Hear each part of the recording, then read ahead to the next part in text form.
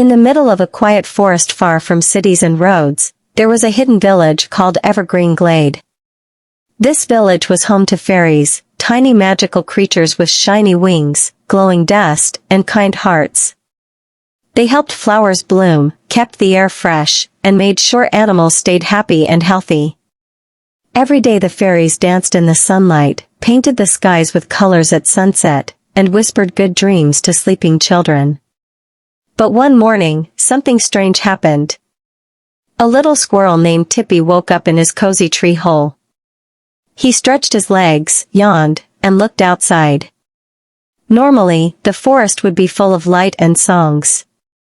Fairies would be flying around, giggling and singing. But today it was quiet. Too quiet. Tippy looked up. No sparkles, no fairy dust, no singing.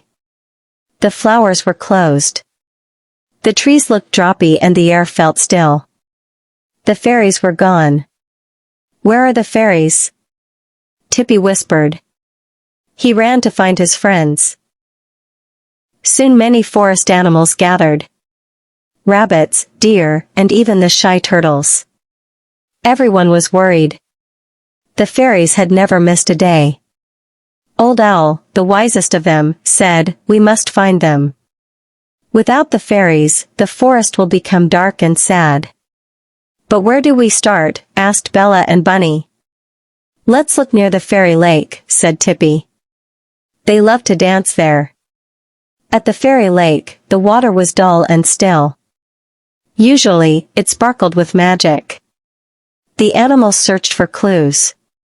Under a big leaf, Tippy found a tiny golden slipper. "This is Fair's Luma slipper. She never takes it off." Next to it, they saw something else.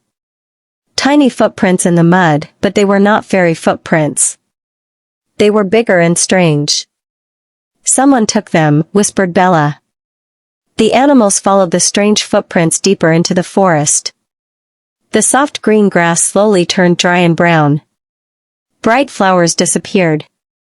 The trees were tall and twisted, and a cold wind blew through the branches. "This place feels wrong," whispered Bella the bunny, her ears drooping. "This is Shadow Grove," said Old Oval. "Fairies never come here. Something terrible must have happened." They tiptoed carefully following muddy footprints. Soon they found small piece of broken leaves, tiny bits of glitter, and even a soft ribbon that belonged to Fairy Zara. It was caught on a thorny bush. "They must have struggled," said Tippy, eyes wide with worry. Then through the trees they saw it, a tall crooked tower made of black stones. It had no windows, only a heavy wooden door with a crack glowing faintly with blue light. "The fairies are in there," whispered Squeaky the mouse. "I can feel it." The animals quietly sneaked up to the door. Tippy climbed up the side of the tower and peeked through the crack. His little heart beat fast. Inside, he saw the fairies glowing faintly, sitting in tiny glass jars. Their wings were drooped and their lights were dim. They looked so tired. He whispered. The animals didn't rush in. They waited and listened. The jungle was calm and full of life. Birds chirped sweet songs. Butterflies danced in the air. A gentle breeze rustled the leaves. Under a shady tree, Leo the lion stretched out and yawned. "What a perfect day for a nap," he said, curling up and closing his eyes. Not far away, his friends were busy with fun. Momo the monkey was swinging joyfully from tree to tree. Kiki the parrot flew above, spotting colorful flowers. Ellie the elephant was splashing cool water from the stream onto her back. Daisy the deer carefully picked jungle berries and sweet grass for lunch. All was well until something terrible happened. Suddenly, snap! A thick hidden net dropped from the treetops and landed right on Leo. "Row," he shouted, struggling inside. "Help! I'm trapped." The net was strong. Leo's powerful paws and sharp claws couldn't break it. Momo heard the roar and froze mid-swing. That sounded like Leo, he gasped. Kiki swooped down. It came from the big tree. Hurry.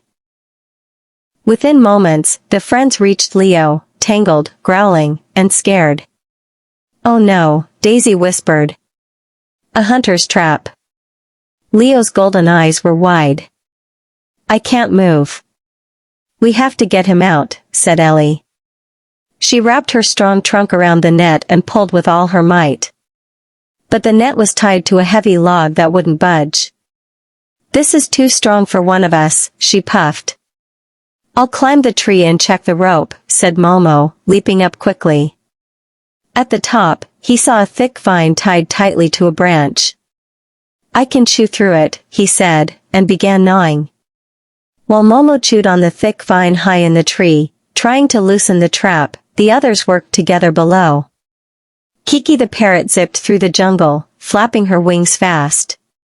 I'll find extra vines and call more help if needed. She squawked, darting between branches like a colorful lightning bolt. She returned moments later with 3 strong jungle vines in her claws, panting from the rush. Got them, she chirped. Let's tie them to the log. Daisy the deer carefully helped Kiki wrap the vines around the heavy log that anchored the net. Her small hooves moved quickly, tightening each loop. Ellie the elephant wrapped her strong trunk around all 3 vines, ready to pull. Everyone stand back, she said firmly. This will take all my strength. Up in the tree, Momo called. Almost done chewing. One more bite. Let's wait for his signal. Kiki said, we have to work together. The friends took their places. Ellie holding the vines tightly. Daisy ready to push the log with her hooves and Kiki hovering just above, watching for danger. Get ready, shouted Momo. He chomped down on the last bit of vine holding the net to the branch. Now, he yelled. Snap. The vine in the tree broke just as Ellie gave a mighty pull.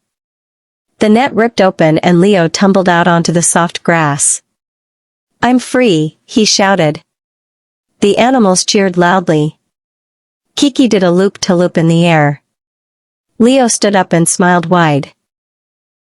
Thank you all of you.